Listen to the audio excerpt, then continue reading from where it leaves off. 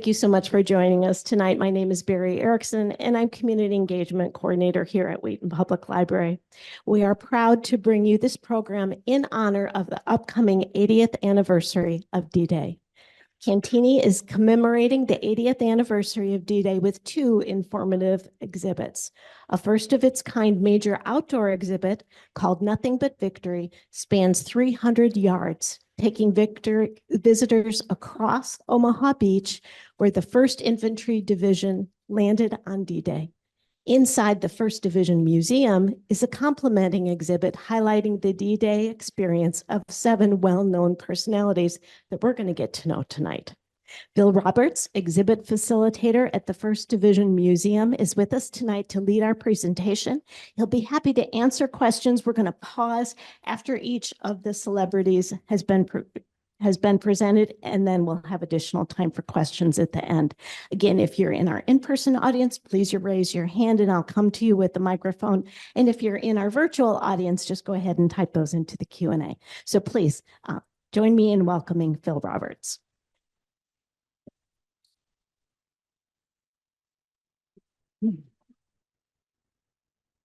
Thank you. Well, I have this wonderful job.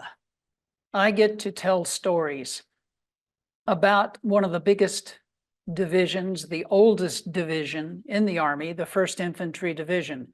So I walk around the museum, and when I see a group of people or some people looking at a particular exhibit, then I go over and harass them.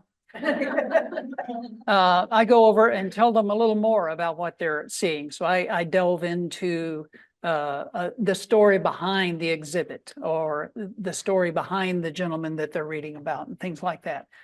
So it's really cool. I get to research all of this stuff and write my own scripts and then walk around the museum and do that. So it's a great thing. Cantigny, as many of you I'm sure know, is a beautiful park, and it's a fun place to be. Close to us. It is close. I also started something new at the museum this summer. So here's a little commercial right quick before we get started. We have history hikes in the park. We also have tank park tours.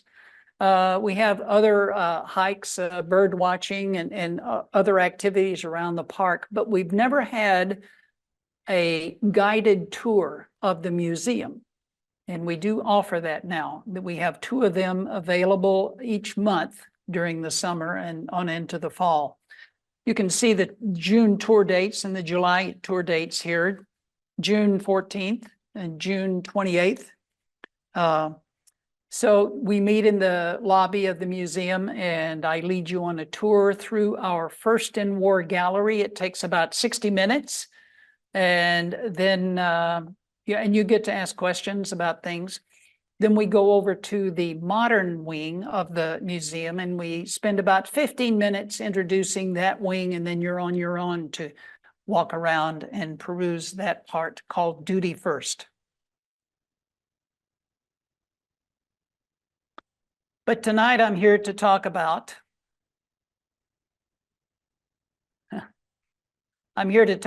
people you may know, but you might not know what they did during Operation Overlord. That is the largest amphibious invasion in history. This enormous undertaking stands as a defining moment. And tonight I'll highlight 7 renowned personalities or people who would later become famous. They exchanged their public lives for the hardships of military service.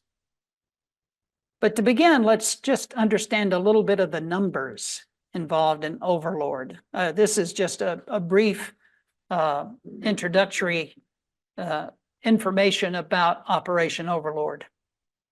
We're actually talking about what we normally think of as D-Day. But some of you may not know that every major operation or military attack is set to start on a particular day, and that is called D-Day. So during World War II, we had many, many D-Days. But it's sort of like the soft drink Coca-Cola. I'll have a Coke. D-Day is synonymous in our mind with June 6, 1944.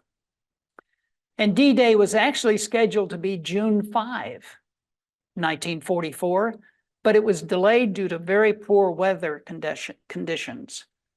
And Eisenhower decided that based on the sketchy weather information that he had at the time, that he was willing to risk the invasion on June 6th.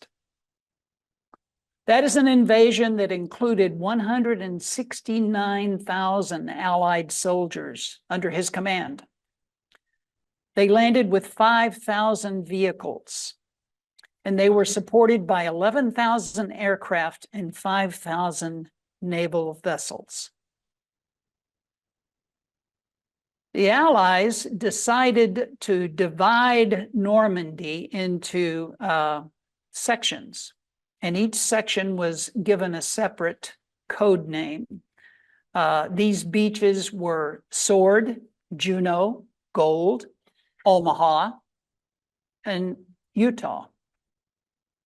The Canadians landed on Juno Beach, which was sandwiched between the British beaches of Sword and Gold.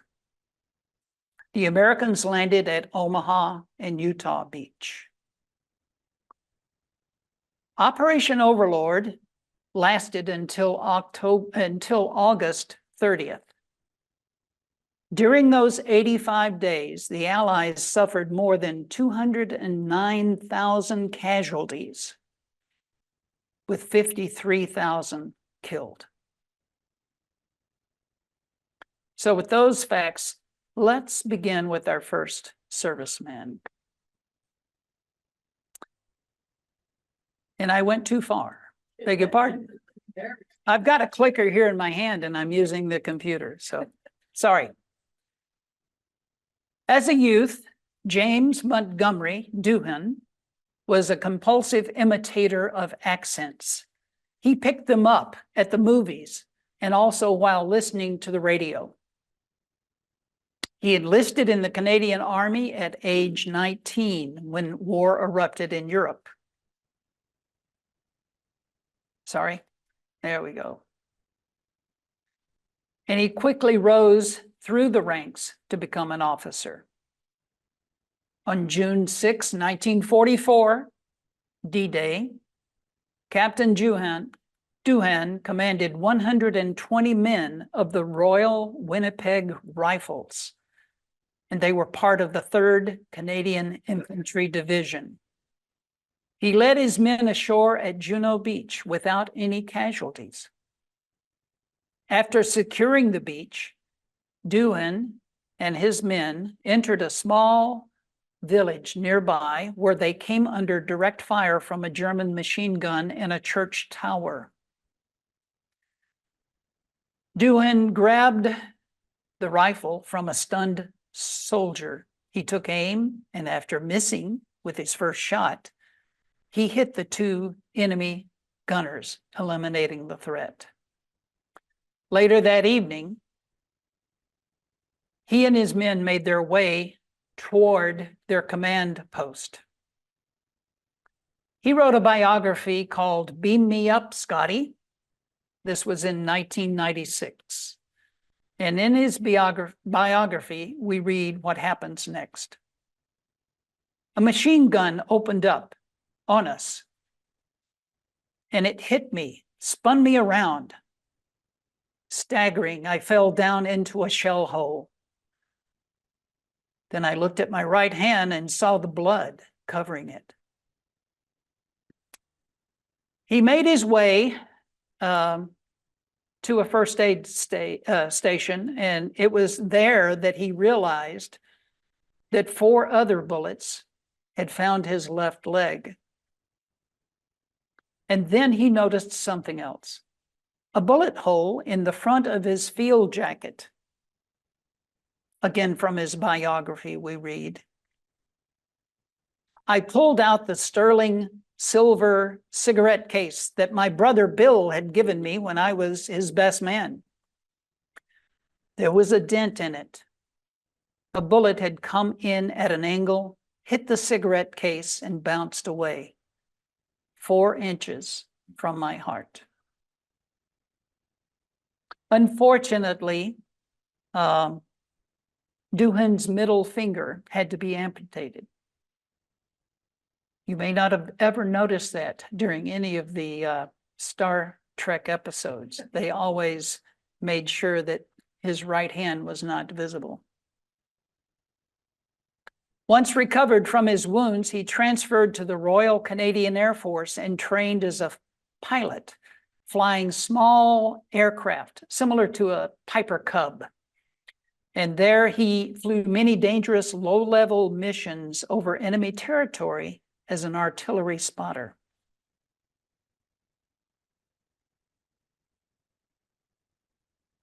Following the war, Jimmy, as his friends called him, took an acting course in Toronto. His first professional job was a 15-minute radio show in January of 1946, for which he was paid $12. Due to his ability to speak with so many different accents, he was a sought-after voice actor, leading roles, landing roles in over 4,000 radio programs in Canada and also on TV.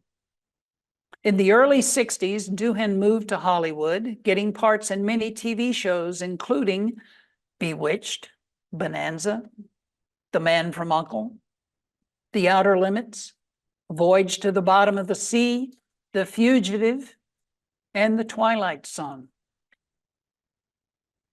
In 1966, he auditioned for the part of the chief engineering officer on a spaceship in a new science fiction television series.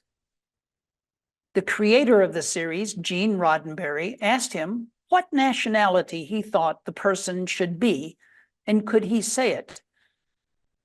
Could he say his lines with different accents? Well, he did several ones: German, Italian, Scottish, French, American. Then Roddenberry asked him, which do you prefer? I wished I could speak in his Scottish accent, but I can't. If you want an engineer, in my experience, the best engineers are Scotsmen. That's where the best shipbuilders come from. Jimmy named his character in honor of his maternal godfather, Montgomery Scott, and he was paid $850 per episode. Star Trek only ran for 3 seasons, but the show's fan base wouldn't let it die, eventually leading to spin-offs and several motion pictures. He continued to play Scotty until 1994 in the film Generations. Following his death in 2005, some of his ashes were flown into space on the SpaceX Falcon 9 spacecraft.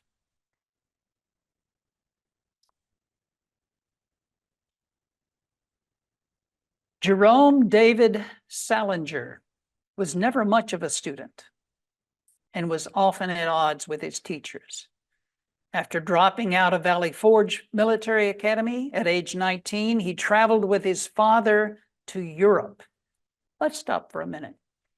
I was supposed to ask you if you had any questions about Scotty or Jimmy. Yes, sir. Yeah, just one moment and I'll bring the mic right over to you. Right. Yeah, what does LCDR stand for in the previous? Lieutenant Commander. And oftentimes that's the accepted abbreviation for rather than spelling out the whole shebang. So Lieutenant Commander was the answer. Any others? Yeah, any other questions about our first celebrity? Yeah, just a moment. How long did it take him to recover from all those bullet holes from that Yes, that's a good 4 or question. 5 shot Right. experience. So this is June. He gets wounded severely. Right away, they realize that that finger is lost.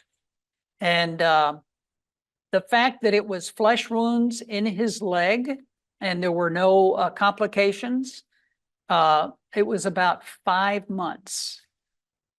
So before the end of 44, he was already training in the Royal Canadian Air Force. And early in 1945, he started flying these missions, and they were over Belgium and northern Germany, these artillery spotter missions. By that time, there were really no Luftwaffe aircraft to shoot down these spotter planes, but they were still susceptible to anti-aircraft fire and small arms fire. And he would zoom in really low. As a matter of fact, he got a reputation of being rather wild, getting real low to get exact information to radio back.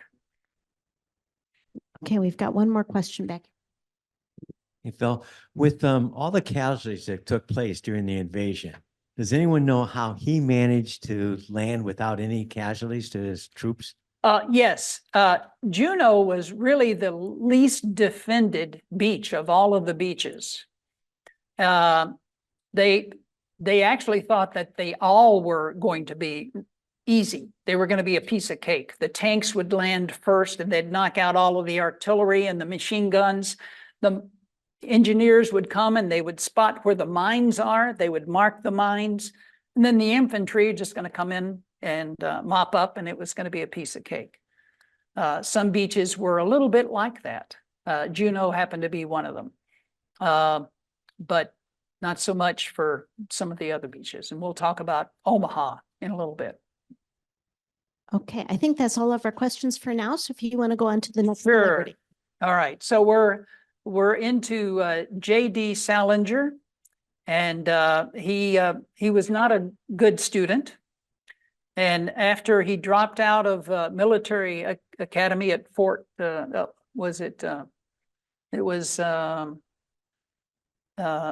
Forge Military Academy. At age 19, he went with his father. His father owned a ham import business. They lived in Harlem. And he would go to Europe often. And he went with his father for a 10-month visit. And there he learned French and German. Upon returning home, he pursued his passion for writing and eventually got a few stories published in Esquire and Collier's, the Saturday Evening Post. But one was elusive. The ultimate goal of every aspiring writer was to be published in the New Yorker. Finally, in 1941, a story about a young troubled teen was accepted. So this was a short story about what later became his big novel. But the chief editor deemed it too controversial, and the New Yorker didn't print it until 1946. Salinger was drafted in 1942, and following boot camp, he was secretly transferred to a military intelligence training center in Maryland once the Army discovered that he was fluent in French and in German. Upon graduation of that school, he was he was attached to the 4th Infantry Division. On June 6, 1944, the 4th Infantry Division landed on Utah Beach. When Sergeant Jerry Salinger stepped on that sandy beach, 6 chapters of The Catcher in the Rye were in his backpack. Salinger's job as an interrogator became critical as our forces became bogged down in the deadly matrix of fields bordered by hedges in the Normandy countryside. He described this region as the killing fields, where each field, pasture, or orchard that was captured cost his division dozens of men. Between combat, Salinger would find time to write, and he kept a typewriter in his Jeep. And so whenever he had a chance, he would write.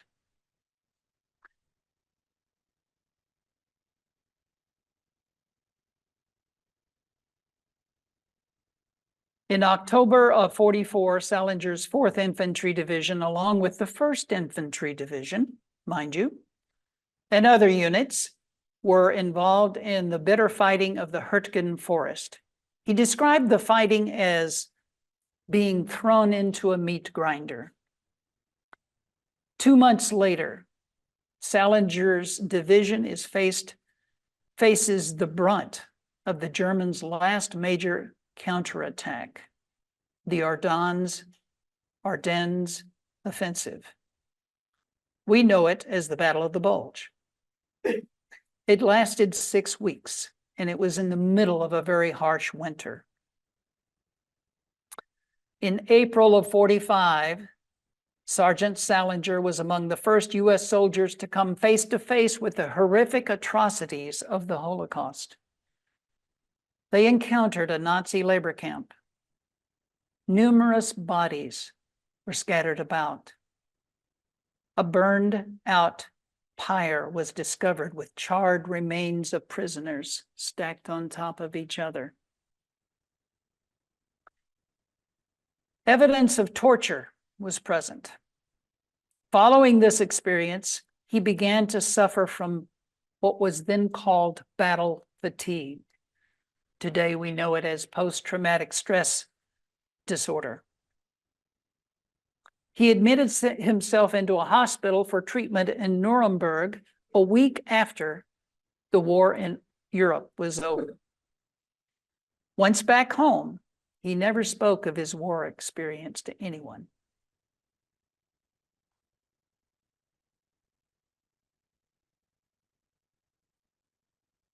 After the war, Salinger soon found more of his work published in his favorite magazine, The New Yorker. He also continued to push on with his novel. Once it was finally completed, Salinger's manuscript was rejected by several major publishers until Brown, Little and Company accepted it in 1951. The story is about a troubled young teen, Holden Caulfield, who's at war with society and finds himself expelled from prep school. This is actually much an autobiography. The boy travels to New York City, spending 3 days wandering Manhattan, trying to connect with old friends and family. For years, it was required reading in many schools. Perhaps you were subjected to The Catcher in the Rye. Ironically, it is also one of the most banned books of the 20th century due to its excessive vulgar language, sexual scenes, violence, and disturbing moral issues. Even so, to date, The Catcher in the Rye has sold more than 65 million copies. Following the success of his novel, Salinger moved to a secluded farm in upstate New Hampshire, shying away from the public eye. Many speculate that his withdrawal from society was due to his wartime experiences of combat and of witnessing firsthand the Holocaust.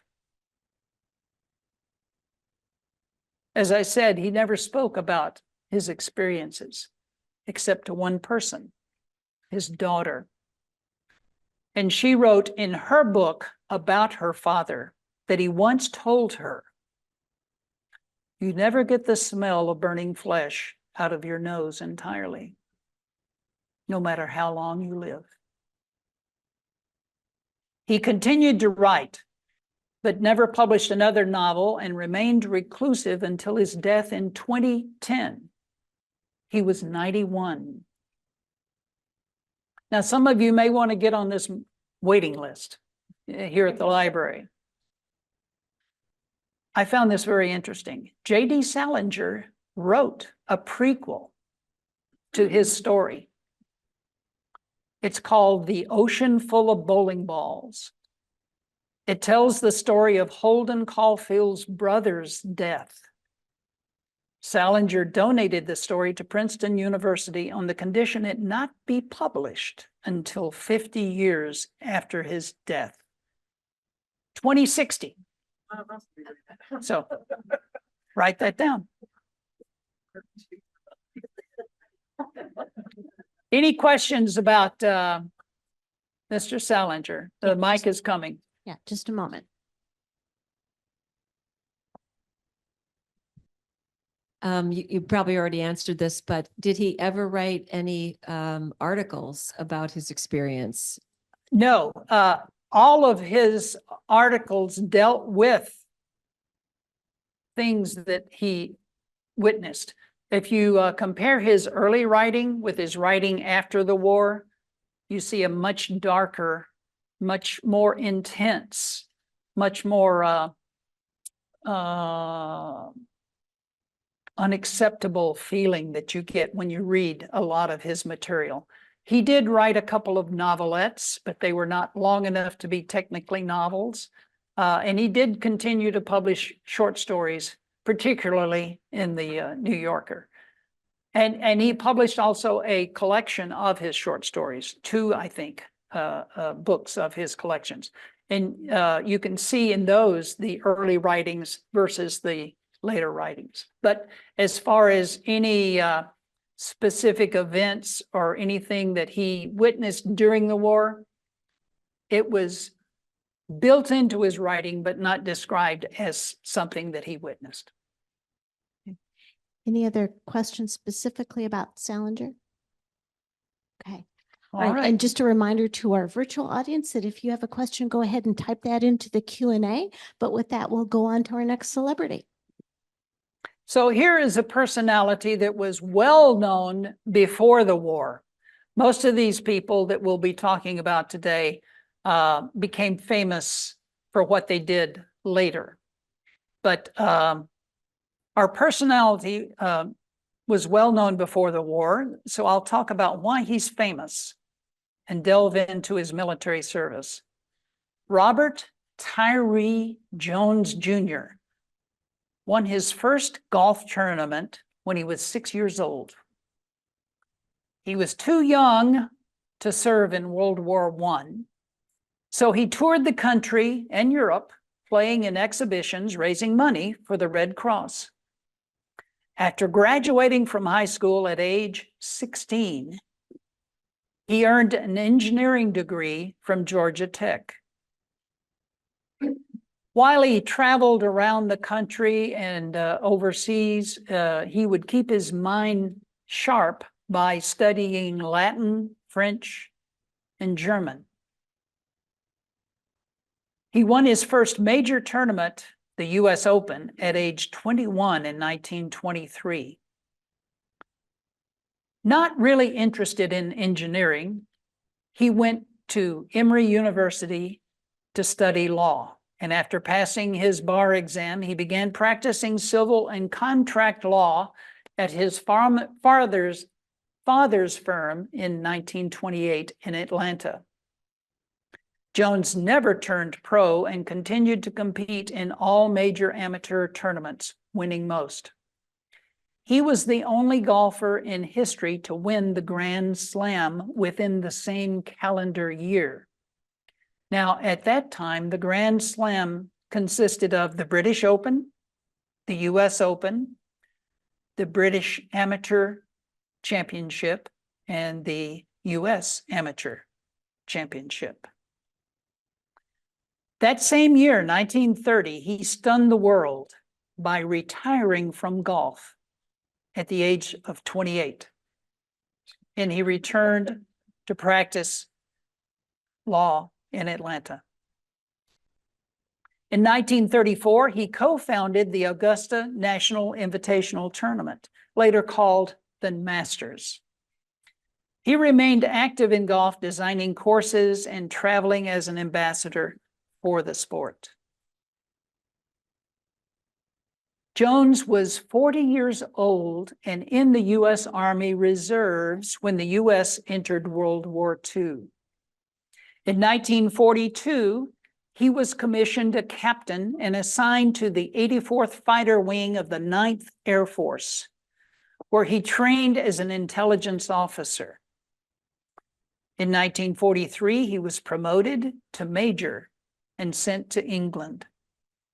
His unit was transferred to the infantry, and he went ashore on Utah Beach on D-Day +1.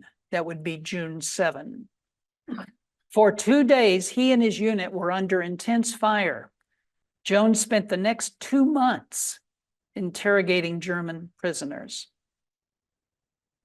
Now, once in France, Major Jones wasted no time in exploiting the prisoners captured in the early stages of Overlord. Intelligence teams quickly found that an overwhelming number of captured soldiers talked willingly.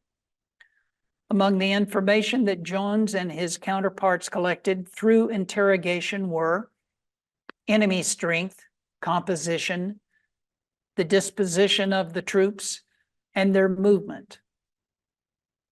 Also, the location of enemy minefields, defensive networks, location of anti-tank positions, and where any possible tank obstacles might be.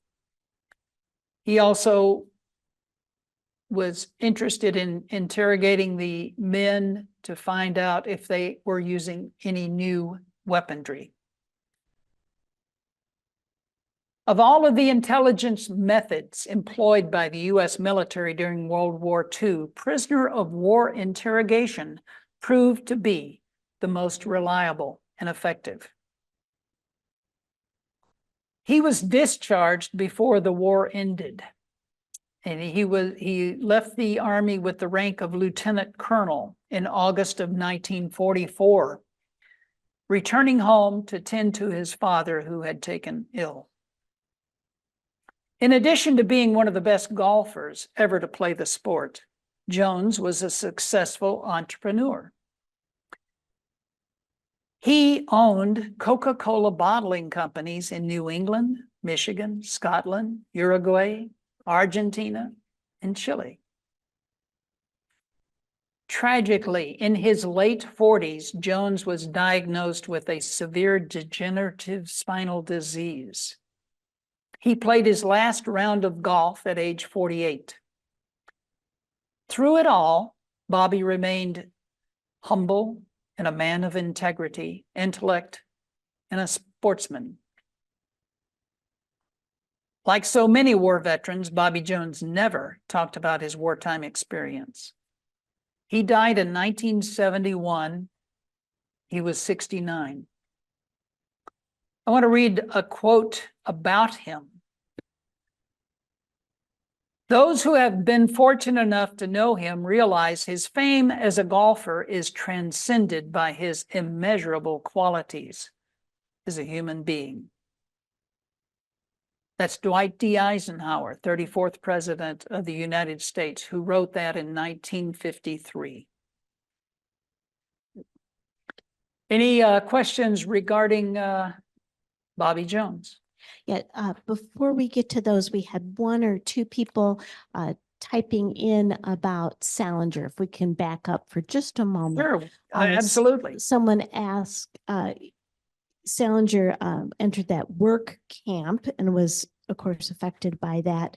The person is asking, was it a sub camp of Dachau?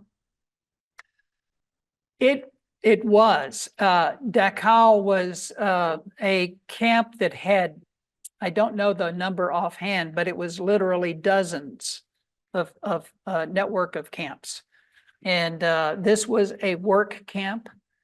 In many of the work camps, I can't say specifically about this particular one, but in many of the work camps, the prisoners would be fed 320 calories a day. and they would be worked 16 hours a day. So you can imagine how they dwindle away to almost nothing. Right. And there's one other question here relating to Salinger. It says Salinger had an active correspondence with a succession of young ladies after the war over the years from his home in New Hampshire. Were they ever published? Oh, I didn't quite catch the last part of that. Were they ever published? Oh, not to my knowledge. I do have a handout for the people here that has at least one book that I recommend that you, if you're interested in learning more about a particular person or some of these folks, I recommend this book to learn more about them. For anyone that might be online that would like to know this list or have this list, let me give you right now my email. So if you want to grab a pen or a pencil or a crayon or Actually, so people don't need to write it down. I'll be sending that out in that Oh, will you? follow-up email later tonight. fantastic. And they can go ahead and get it that way. Also, Excellent. I'll keep a couple of the extra copies here. So if someone wants to come to the library and pick it up, they can. In the meantime, any questions about Bobby Jones? All right. Okay, let's move on. Here's a character. Lawrence Peter Berra grew up in an Italian neighborhood in St. Louis. His parents knew nothing about baseball, but as a child, Larry played in an American Legion Junior Baseball League. Oops, getting ahead of myself. And while awaiting his turn at bat, Larry would often sit in the batter's circle with his legs crossed, causing his teammates to tease him, saying he looked like a yogi, a Hindu holy man, and hence his nickname. In 1942, at the age of 17, Yogi signed a major league contract with a farm team of the New York Yankees organization. And he received a $500 signing bonus and was paid $90 a month. But after his first minor league season, he put his baseball career on hold to join the Navy. Second-class Seaman Berra trained as a gunner's mate and was assigned to the attack transport USS Bayfield. Early on the morning of June 6, 1944, Berra boarded a landing craft that had been modified into a rocket firing craft. A landing craft is about 36 feet, typically holds about 32 men and their equipment. But some of the landing craft were converted to do other jobs. Some of them were water ambulances. Some of them carried specifically just supplies or trucks and vehicles. This particular type of landing craft had been modified to fire hundreds of rockets, and it also was fitted with two 50 caliber machine guns. From 300 yards offshore, he and his 6-man crew fired hundreds of rockets and then fired their 50 caliber machine guns at German positions entrenched on Utah Beach, covering Salinger. As the invasion progressed, he and his fellow sailors recovered bodies of soldiers killed in action on their way to the shore. Then for the next 12 days, his boat was ordered to remain 200 yards off the coast of Normandy and shoot down any enemy planes that might be flying overhead. Later in the year, in August, Yogi and his crew on the USS Bayfield participated in Operation Dragoon.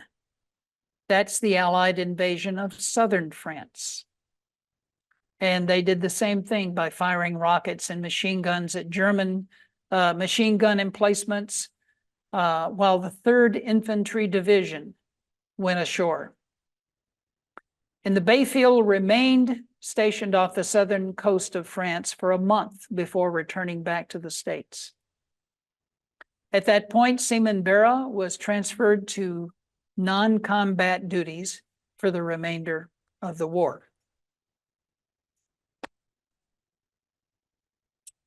I've listed a few of my favorite little aphorisms of Yogi. He is often called the most quoted American of the 20th century. When he was discharged from the Navy in 46, he rejoined the New York Yankees, and he hit a home run in his very first game as a major leaguer. That year, when the Yankees came to play the St. Louis Browns, which was an American League team at that time, his family and friends from his neighborhood held a big celebration for their local sports hero. When he arrived that night, he uttered these words of wisdom. "I want to thank everyone for making this night necessary." He became the Yankees' first-string catcher in 1948 and played for them through the 1964 season. He then managed the team in 1965. Over the span of his career, he was voted to the All-Star Game 15 times. He won the American League MVP award 3 times, and he played in 14 World Series as a player and another 5 as either a manager or a coach. He retired from Major League Baseball in 1989. He died in 2015 at the age of 90. In 2016, President Barack Obama posthumously awarded the war veteran and Hall of Famer the Medal of Freedom.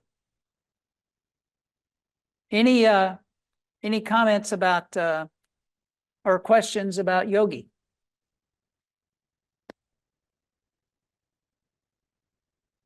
Always remember what to do when you come to a fork in the road. Take it.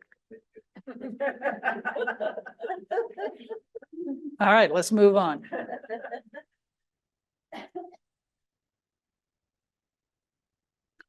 Already a successful script writer, Samuel Fuller enlisted in the Army immediately after Pearl Harbor was attacked.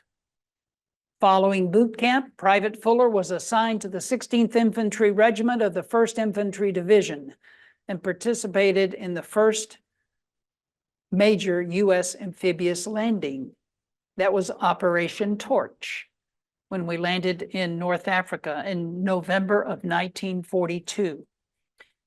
He then landed in Operation Husky, that's in Sicily, in July of 43 with the 1st Infantry Division.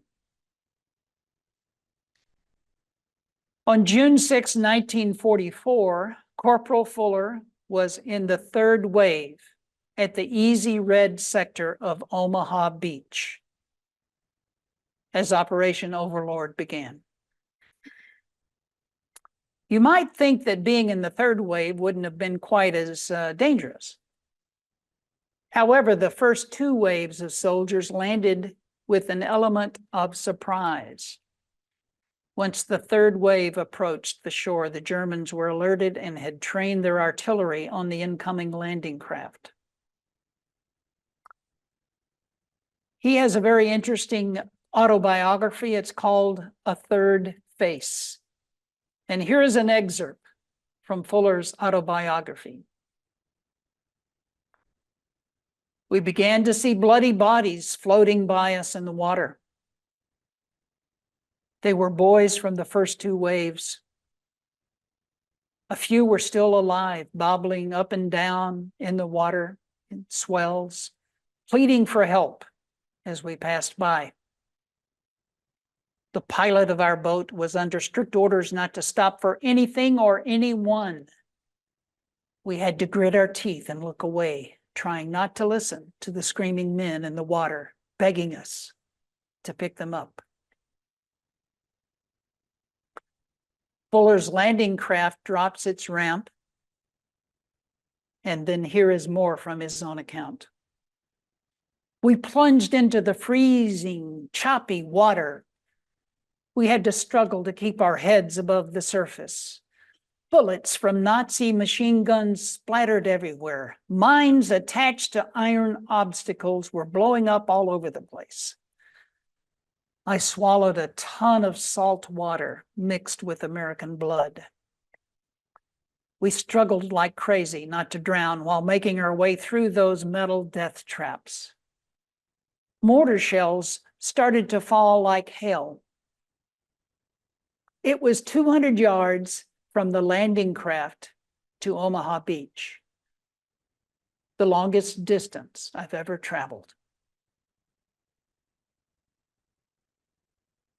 Once on the beach, they were trapped at the water's edge, taking cover behind a low pile of shale rocks. For hours, as more waves of men kept coming ashore, Fuller and his company remained pinned down. About 150 yards ahead, between them at the top of the bluff, lay a barbed wire barrier surrounded by a minefield. After several unsuccessful attempts, the barrier was finally breached. A lieutenant ordered Fuller to find regimental commander Colonel Taylor and inform him that exit E1 was open. Here in Fuller's words, "Without a moment's hesitation, I jumped up and ran. Scurrying like a mad rabbit, I jumped over corpses, body parts, and stumbled on somebody's leg. After running at the water's edge, miraculously not getting hit, I saw Colonel Taylor about 30 yards away. Still under fire from above, Fuller led the colonel and his men back to the breach. According to Fuller, this is reported where Colonel Taylor famously called out to his men, 'Soldiers, there are only two types of men on this beach, those that are dead and those that are about to die. If we're going to die, let's die up there.' And he pointed to the top of the bluff, where the snipers, machine gunners, and artillery lay waiting. Through a hail of mortar shells and gunfire, they reached the breach and scrambled single file through the opening, up the draw, and off the beach. In Fuller's company of the 1st Infantry Division, his company consisted of 183 men. 100 were either killed, wounded, or listed as missing at Omaha Beach. For his efforts during all of World War II, Corporal Fuller was awarded the Silver Star, Bronze Star, and the Purple Heart.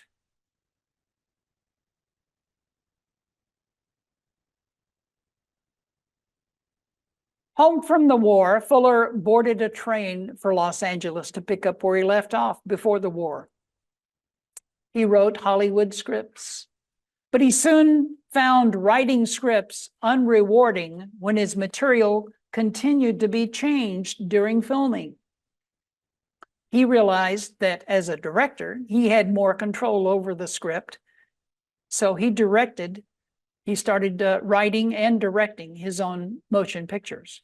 And the first motion picture was I Shot Jesse James in 1949.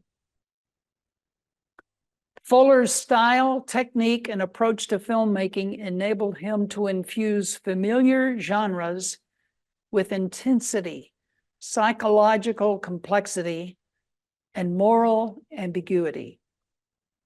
His war experiences figured greatly into his work. He directed 29 motion pictures and 10 various television episodes. He died at the age of 85. Acclaimed Hollywood director and student of Fuller's films, Martin Scorsese, said this: "Sam's movies are blunt, occasionally crude, lacking any sense of delicacy or subtlety. But those aren't shortcomings. His pictures offer a perfect reflection of the man who made them." Any comments or questions regarding Sam Fuller? Yes, just a moment. Here she comes.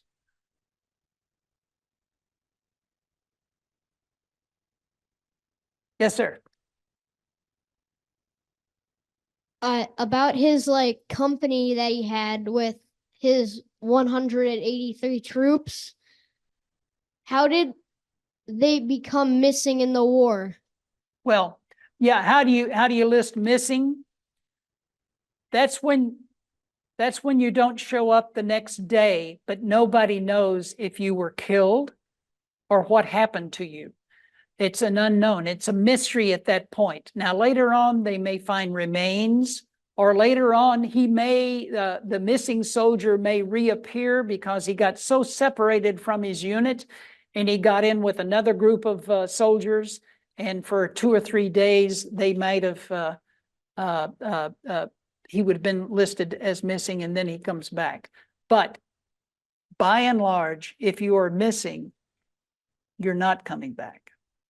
So it's just the fact that they don't have any definitive way of determining that he has been killed. On your previous slide, there was a bullet point that I didn't understand. It's in the second group under June 6th. It's the fourth one, next of soldiers. Which group? Uh, June 6th? June 6th, go down to the fourth one. It says next of soldiers every 7 minutes. Oh, yeah. It's a omission of a word, 2 words. Next wave of soldiers. So thanks for editing my presentation. I appreciate it.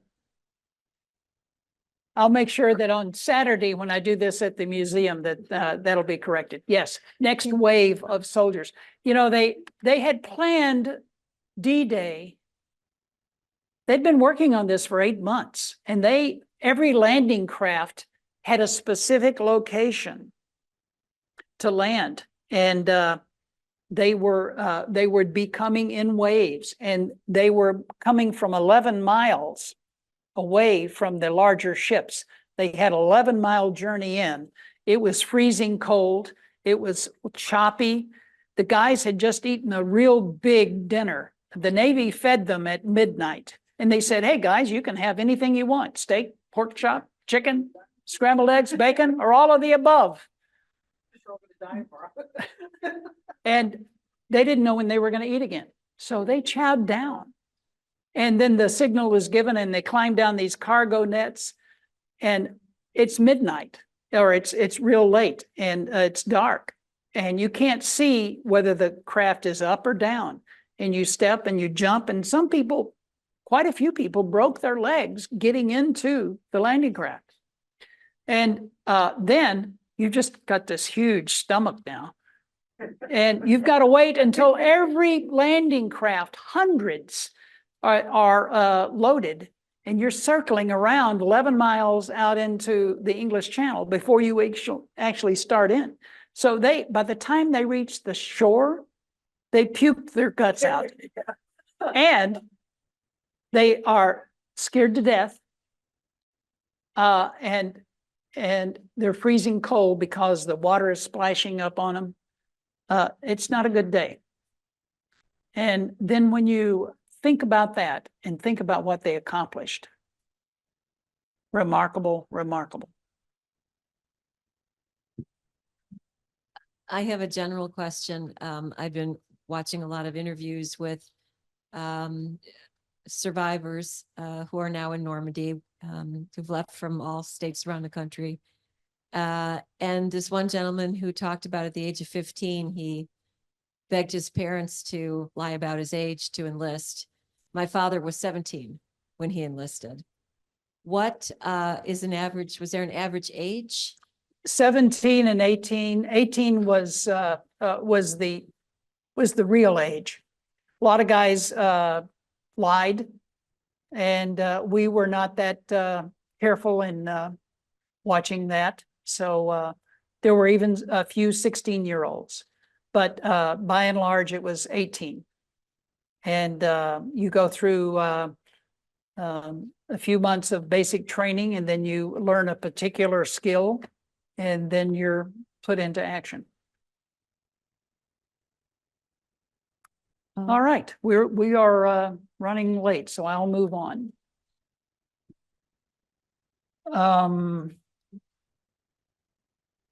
There we go.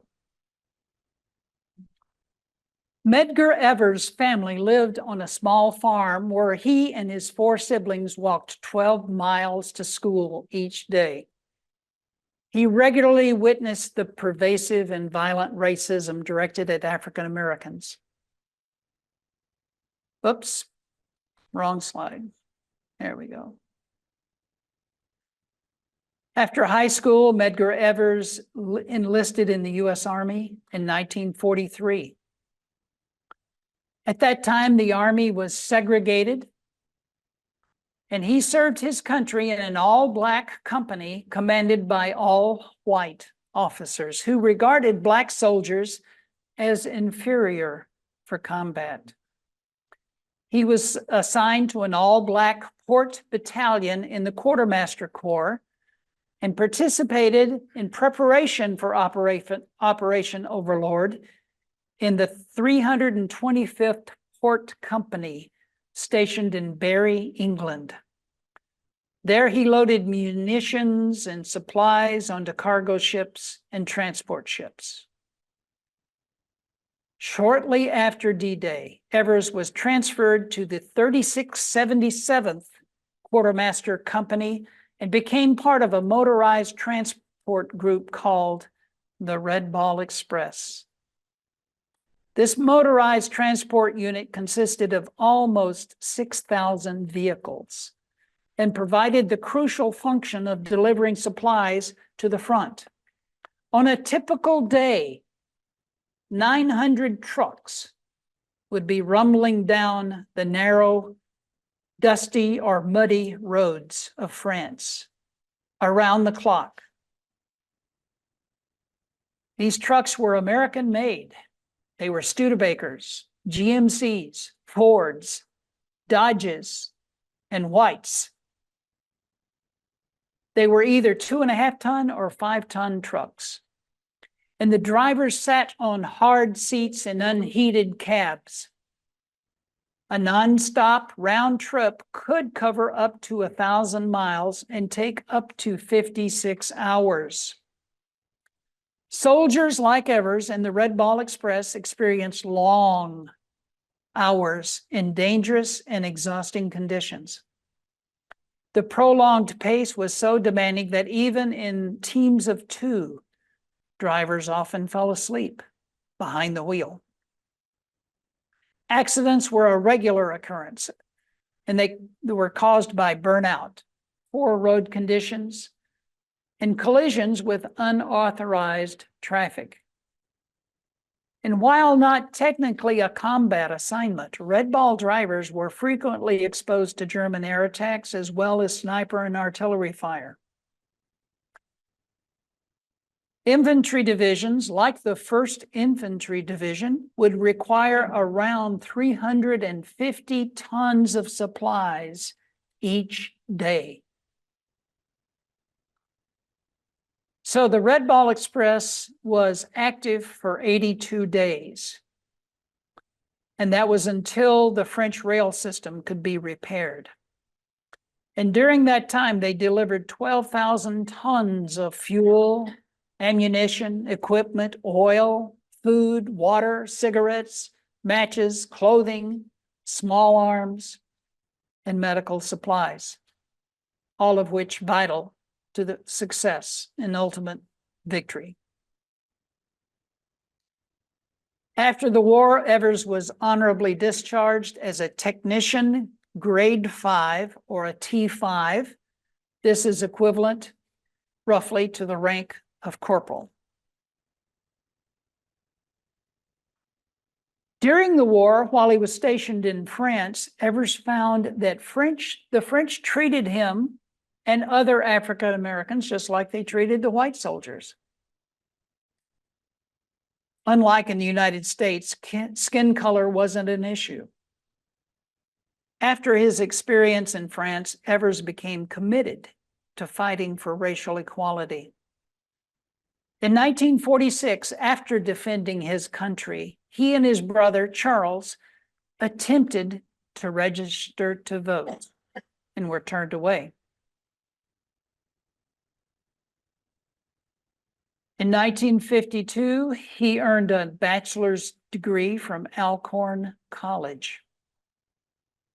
Following the landmark Supreme Court ruling, Brown versus Board of Education in 1954, that law outlawed segregation in public schools.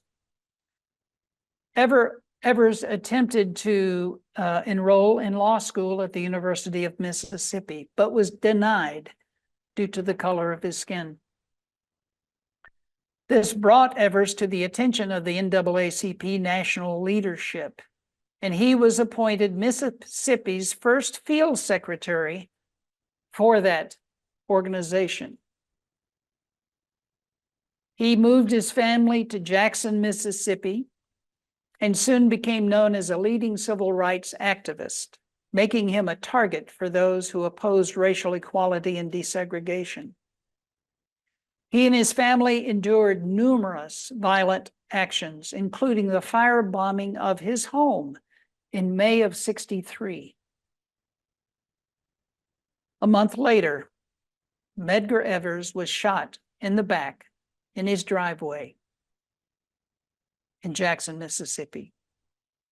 He died at a nearby hospital an hour later. He was 37 years young.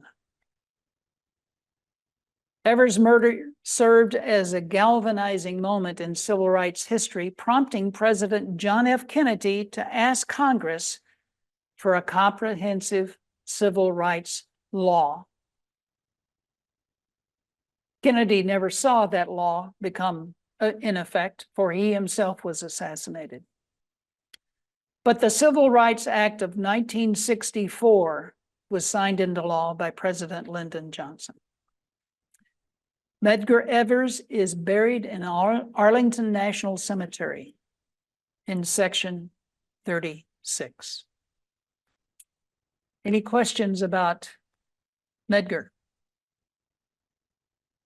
Just a moment. She's coming.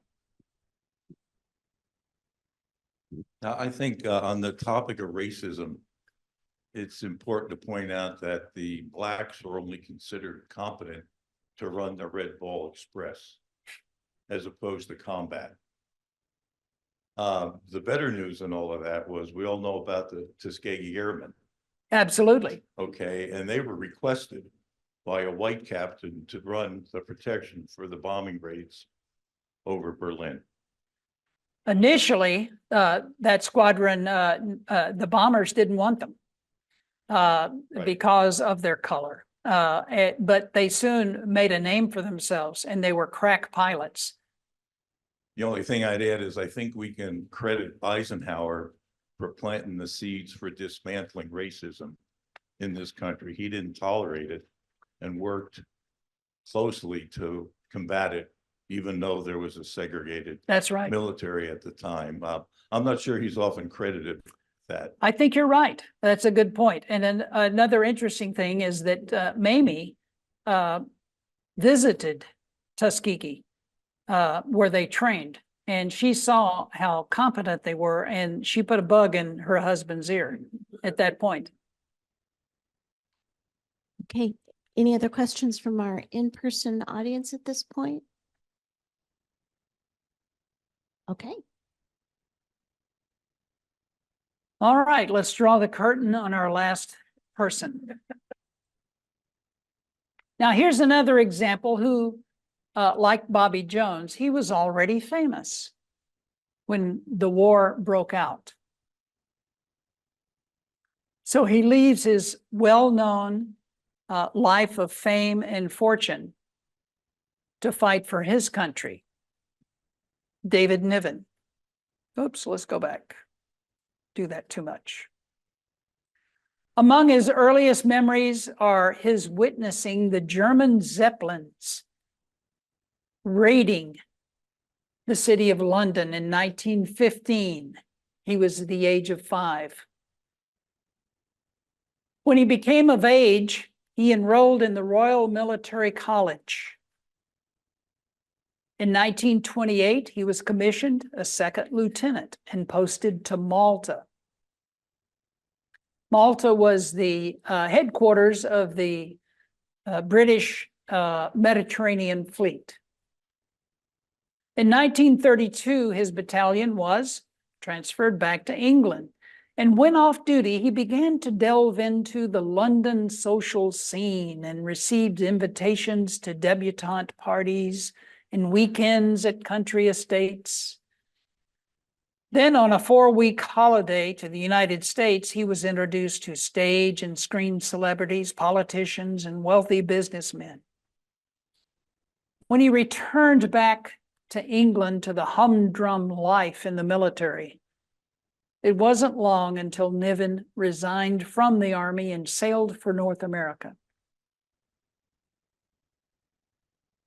Over the next 3 years, Niven led a very interesting life. He was a road construction worker and a lumberjack in Canada.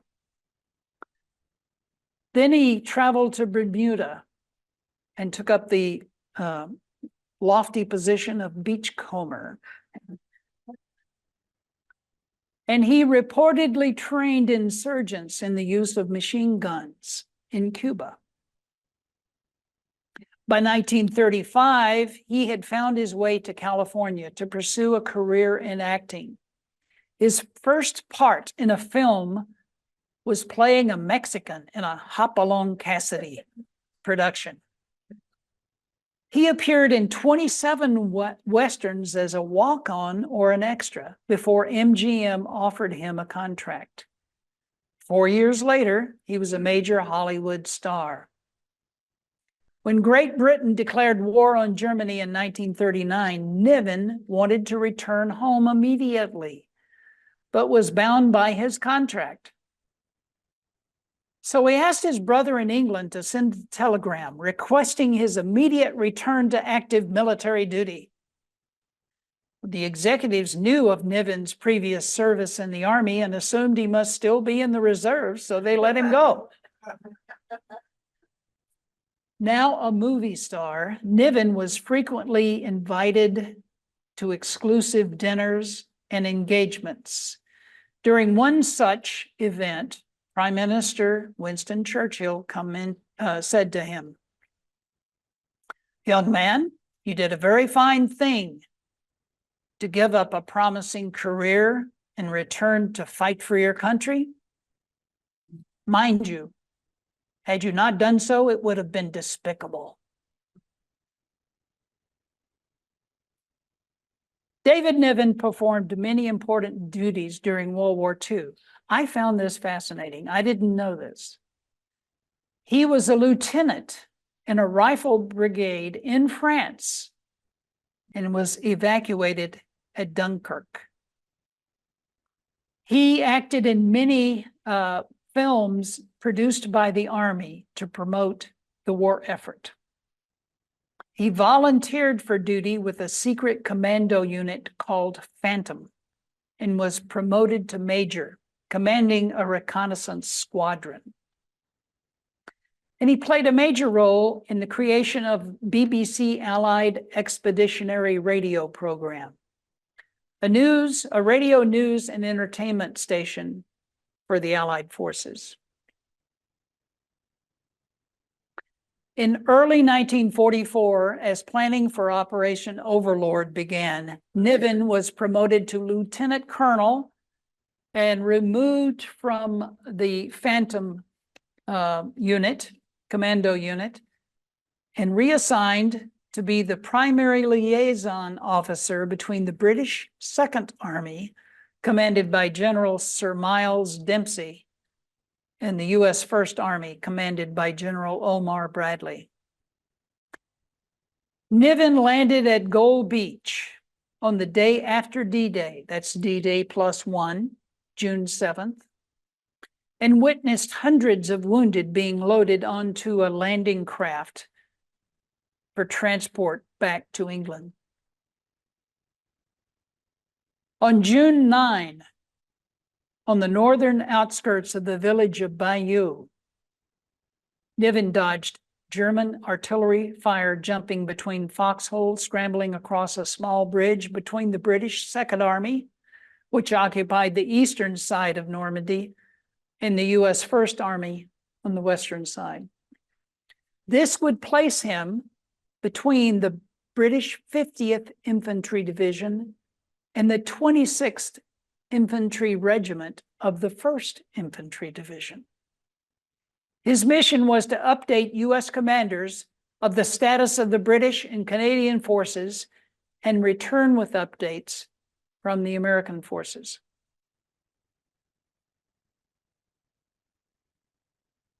The first couple of days of Overlord were tenuous.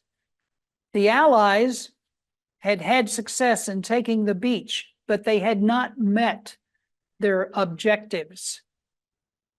And so naturally, these egos got to play against each other, and the British would blame the Americans and vice versa. The Hollywood star turned diplomatic liaison officer was a lead mediator in resolving some of the most contentious issues between the British and American egos, like Omar Bradley and George Montgomery. He continued his invaluable liaison duties for the remainder of the Overlord campaign. He and his men reportedly traveled with the 1st Infantry Division through northern France for a period of time after Overlord. He was extremely reserved about his wartime experience, though he played perhaps his most important role of his life as an Allied liaison officer for the British and American forces, locked in a desperate struggle in Normandy.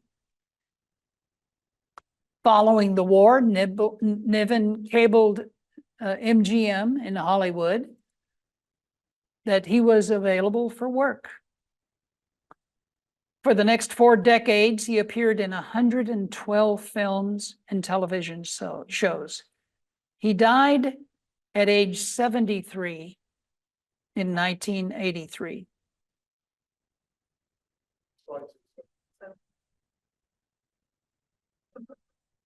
'78.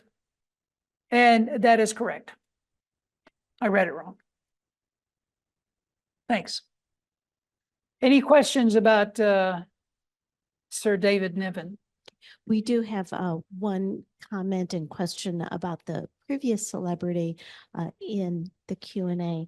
It's hard to hear you. Oh, sorry. There we go, Barry. A person from the virtual audience about the previous celebrity commented her father was an MP in the military for the Black troops, and she asks, did Everett receive any medals from the military for his service? Evers? Did Evers Yeah. ever receive any Yes, that's- medals? No, he did not. Okay, thank you. And any questions in our in-person audience? Again, just a reminder to our virtual people to go ahead and type any questions that you might have last minute into the Q&A. Any questions here? David Niven, or are we open to questions about any of the celebrities at this point as a follow-up? Absolutely. And if I don't know, I'm really good at making up stuff.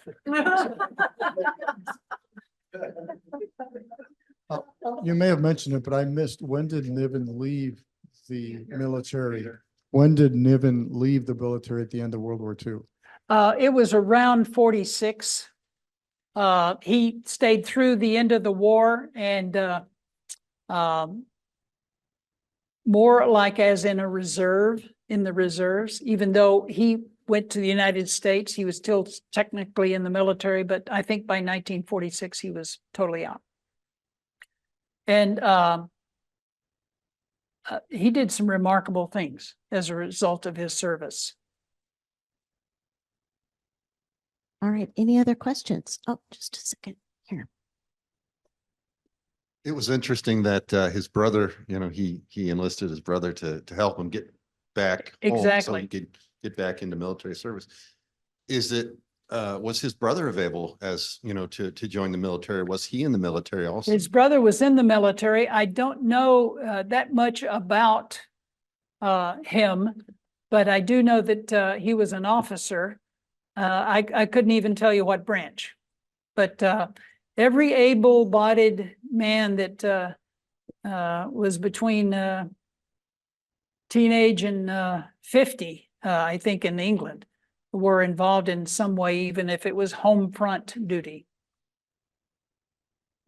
Just a technical thing, many slides ago, you had up there that a person was in the Air Force in 1942. The Air Force did not exist until 1947, September. In the Army Air Corps. 1947. And that's where we have that break between brown shoe days and black shoe days. Air Force went with black shoes, Army stayed with brown. Well stated, and I stand corrected. Okay, did we have any other, one more question here?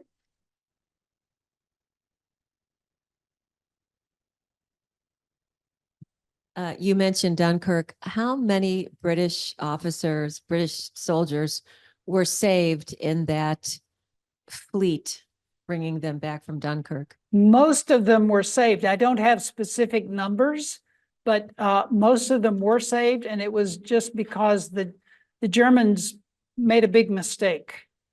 I will say this, there was, I don't know if it was a regiment or a battalion of Polish soldiers. They they stayed behind and they were defending along with British and Canadian soldiers. But all of the major units that were in that group, the vast majority were, I couldn't give you a percentage. If I had to guess, I would say at least 65% of all the soldiers were rescued. And that was a major, major thing because all of those guys are now veterans. They know how to fight. They know what they're doing. And they're upset.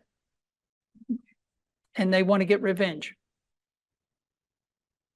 Okay, we have just a couple of comments here from our virtual audience that maybe we'll close with. One person comments that Eleanor Roosevelt flew with the Tuskegee Airmen.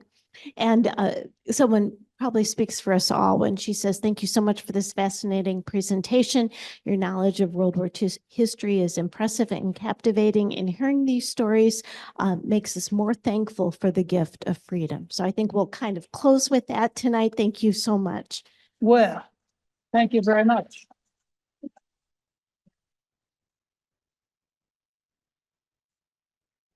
And just a reminder, I will be sending out a follow-up email with some links that Phil has given me to send out to you with more information about the exhibits at Cantigny and some other information about what's available there. But thank you so much for joining us tonight. Take care, and we hope to see you again soon. Please come and see us at the park. Yes. And if you are watching the recording of this program and would like those links, just email me at ce@wheatonlibrary.org. That's CE for community engagement at wheatonlibrary.org. And I'd be happy to send those links out to you if you are watching the Good to see recording. you. Again, thanks for joining us. Good night. Why?